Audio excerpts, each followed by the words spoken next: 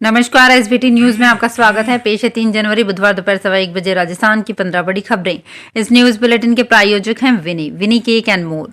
तो सबसे पहले एक नजर डालते हैं आज की हेडलाइंस पर। राजस्थान में ट्रक बस ड्राइवर्स की हड़ताल खत्म। राजस्थान में 15 जगहों पर एनआईए की छापेमारी। हरियाणा में 10 जगहों पर रेड। सावित्रीबाई फुले व रानी वेलु नचियार को पीएम मोदी ने दी श्रद्धांजलि। इसी महीने लागू हो सकता है सीएए। पाक अफगानिस्तान से आए 32,000 हिंदू सिख शरणार्थियों को होगा फायदा। और झारखंड के सीएम हेमंत सोरेन के करीबियों पर ईडी का एक्शन। और अब खबरें विस्तार से।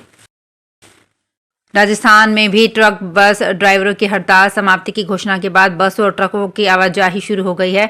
बुधवार सुबह से प्रदेश की प्रमुख मंडियों में ट्रकों का पहुंचना शुरू हो गया है। वहीं पेट्रोल पंपों पर भी ऑयल की सप्लाई मंगलवार देर रात से स्टार्ट हो गई। अलग अलग एसोसिएशन से जुड़े पदाधिकारियों का कहना है कि बुधवार शाम तक सब्जियों और अन्य सामान की सप्लाई पूरी तरह से सामान्य हो जाएगी। वहीं जयपुर की सबसे बड़ी सब्जी मंडी मुहाना में 2 दिन से बढ़े सब्जियों के रेट अब सामान्य होने का दावा किया जा रहा है। सुखदेव सिंह गोगामेडी मामले की जांच कर रही नेशनल इन्वेस्टिगेशन एजेंसी की टीमें आज सुबह से राजस्थान और हरियाणा में छापेमारी कर रही है। शूटर रोहित राठौड़ और नितिन फौजी से मिले इनपुट के बाद एनआईए ने छापेमारी का प्लान तैयार किया है। अधिकारियों का कहना है इस घटना के पीछे कुछ और लोग भी हैं जो जांच के दौरान सामने आए हैं।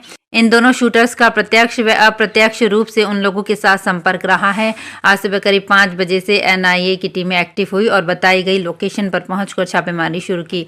राजस्थान में 3 जिलों में ये छापेमारी चल रही है। इनमें कुछ बड़े नाम भी हैं जिनके यहाँ ये टीमें पहुंची हैं।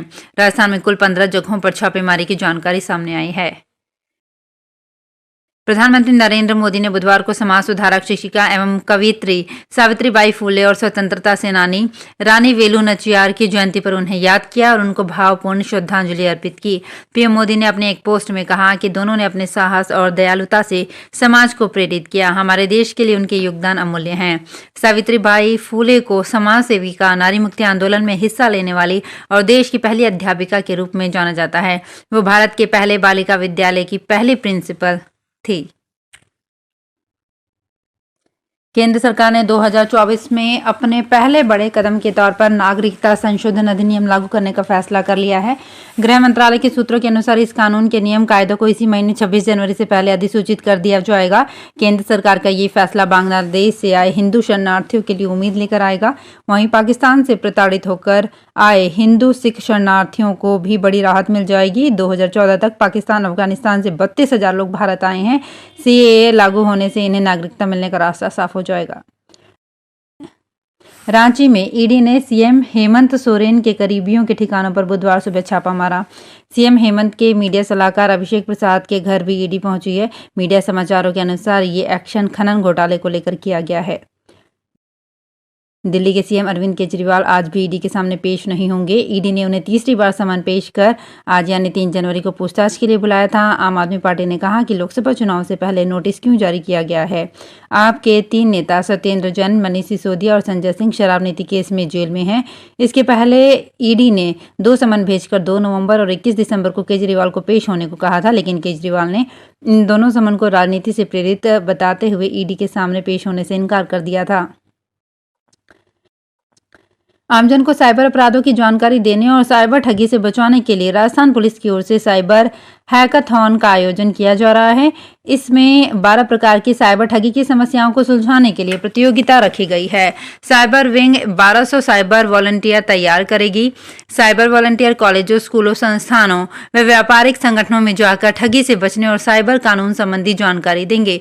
मंगलवार को पुलिस मुख्यालय में आयोजित कार्यक्रम में डीजीपी यूआर साहू ने Rajasthan police cyber crime awareness mission को लॉन्च किया। साथ ही पुलिस की साइबर विंग ने 5 टेक्नोलॉजी कॉलेजों के साथ एमओयू कर साइबर वॉलंटियर रजिस्टर पोर्टल भी जारी किया। जयपुर में पहली बार राजस्थान पुलिस द्वारा 17 व 18 जनवरी को आरआईसी में हैकाथॉन का आयोजन किया जा रहा है। इससे पूर्व 16 जनवरी को विधानसभा के सामने ड्रोन प्रदर्शन होगा। राजधानी जयपुर में बेहतर मेडिकल सेवाओं के लिए पिछली सरकार के अरबों रुपए के प्रोजेक्ट को लेकर अब विवाद पैदा हो गया है। एसएमएस अस्पताल के ही एक उपाधीक्षक ने आईपीडी टावर, कार्डियो विंग, के निर्माण में नियमों के उल्लंघन का हवाला देकर हेल्थ सेक्रेटरी को पत्र लिखा है। उपाधीक्षक डॉक्टर बीपी मीना ने पत्र लिखकर इन दोनों प्रोजेक्ट के निर्माण में बढ़ती जा रही अनियमितताओं को लेकर रिव्यू करने और निर्माण पर रोक लगाने की मांग की है।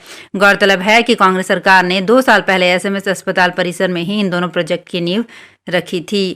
तब इन प्रोजेक्ट्स को अक्टूबर 2022 तक पूरा करना था, लेकिन जेडीए इंजीनियरिंग की लापरवाही से लेट लतीफी की भेंट चढ़ गए। राजस्थान की भाजपा सरकार में राज्य मंत्री पद की शपथ लेने के बाद नगर विधायक जवाहर सिंह बेढ़म पहली बार दौसा जिले के दौरे पर पहुंचे, जहां जयपुर आगरा नेशनल हाईवे पर उनका कई जगह स्वागत किया गया। बेढ़म में सिद्धपीठ मेहंदीपुर धाम पहुंचकर बालाजी महाराज के दर्शन किए और विशेष पूजा अर्चना कर खुशहाली की कामना की। मीडिया से बात करते हुए मंत्री ने कहा कि बालाजी महाराज दर्शन कर प्रदेश में सुख समृद्धि और विकास की कामना की है। राज्य सरकार की पहली प्राथमिकता गरीब कल्याण, भ्रष्टाचार मुक्त राजस्थान व सुशासन स्थापित करना है। उन्होंने कांग्रेस को लुटेरों की फौज बताया। सीकर में आज लगातार दूसरे दिन भी घना कोहरा छाया रहा। इस कोहरे के चलते विजिबिलिटी करीब 25 मीटर तक रही। वहीं आज रात के तापमान में 2.8 डिग्री सेल्सियस की गिरावट दर्ज की गई। सीकर में रात का तापमान 4 डिग्री से नीचे पहुंच चुका है। आज सीकर के कृषि अनुसंधान केंद्र फतेहपुर पर न्यूनतम तापमान 3.7 डिग्री सेल्सियस रिकॉर्ड किया गया, जबकि इससे पहले यहाँ न्यूनतम तापमान 6.5 डिग्री सेल्सियस और अधिकतम तापमान 15.5 डिग्री सेल्सियस दर्ज किया गया। 5 जनवरी तक प्रदेश के कई इलाकों में कोहरा छाने का अलर्ट है। ऐसे में सुबह और रात के समय सीकर में भी कोहरा छा सकता है। जनवरी के दूसरे सप्ताह में बारिश की गतिविधि हो सकती है। इसके बाद तापमान में गिरावट होगी। जयपुर में नेहरू जैकेट हो या वुलन शॉल, सिल्क की साड़ी हो या खादी फैब्रिक, जयपुर राइट्स के लिए आकर्षण का केंद्र बने हुए हैं। बजाज नगर में इन दिनों खादी ग्रामोद्योग की ओर से आयोजित खादी प्रदर्शनी मेले में जयपुर राइट जमकर आर्ट एंड क्राफ्ट की खरीदारी करते नजर आ रहे हैं। 5 दिसंबर से आयोजित इस प्रदर्शनी में 175 स्टॉल लगाए गए हैं। बढ़ती ठंड को देखते हुए इस प्रदर्शनी में वुलन कलेक्शन को प्रदर्शित किया गया है। प्रदर्शनी में राजस्थान के बुनकर अलग अलग शहरों से, जिलों से, कस्बों से लेकर आए हैं। करीब 175 स्टॉल के माध्यम से खादी से बने प्रोडक्ट, हैंडमेड प्रोडक्ट को यहां प्रदर्शित किया गया है। इनमें 115 स्टॉल खादी संस्था और 60 स्टॉल खादी ग्रामोद्योग में शामिल हैं। Alwar tiger reserve forest Sariska में साल 2024 का पहला व दूसरा दिन बेहद खास रहा। वैसे तो 31 से ही सरिस्का में टाइगर की साइटिंग खूब रही। यहां पिछले 3 दिनों में सैकड़ों टूरिस्ट ने हर दिन टाइगर के दीदार किए। ऐसा लगा कि ये साल टाइगर व टूरिस्ट के नाम रहने वाला है। एक नहीं 2 टाइगर देखे गए। कहीं जिप्सी के पास से टाइगर निकला तो कहीं सफारी के ट्रैक पर सामने टाइगर आ गई। एक जगह टाइगरेस धूप में बैठी नजर आए। वैसे अब सरिस्का में 31 टाइगर हैं। बाड़मेर जिला अस्पताल के वार्डों में मरीजों के पास परिजनों की उमड़ रही भीड़ के कारण अव्यवस्थाओं का आलम है। ऐसे में अस्पताल प्रशासन इस भीड़ को कम करने के लिए अब मरीजों के साथ आने वाले परिजनों को पास जारी करेगा। नर्सिंग स्टाफ के ड्रेस कोड और समय पाबंदी को लेकर अस्पताल प्रशासन सख्त है। ऐसे में अब नर्सिंग स्टाफ के बायोमेट्रिक सिस्टम से उपस्थिति होगी। अस्पताल के सभी वार्डों में मरीजों के साथ आने वाले परिजनों के लिए पास बनाए जाएंगे। मरीज के भर्ती टिकट के साथ परिजनों को 2 पास दिए जाएंगे। मरीज के पास अब एक परिजन ही बैठ सकेगा। दूसरे परिजन का प्रवेश पहले परिजन के वार्ड से बाहर जाने पर ही होगा। एनेस्थीसिया आईसीयू में परिजनों का प्रवेश निषेध रहेगा। बर्न यूनिट में परिजनों को निश्चित समय के लिए ही प्रवेश दिया जाएगा।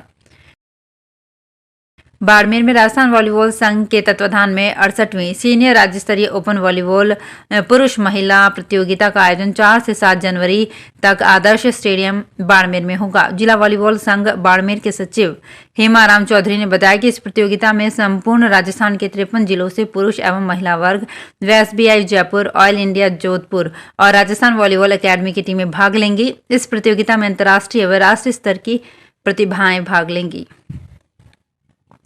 दिल्ली के अंतर्राष्ट्रीय इंदिरा गांधी एयरपोर्ट पर 50 जिंदा कारतूस के साथ एक शख्स को गिरफ्तार किया गया है।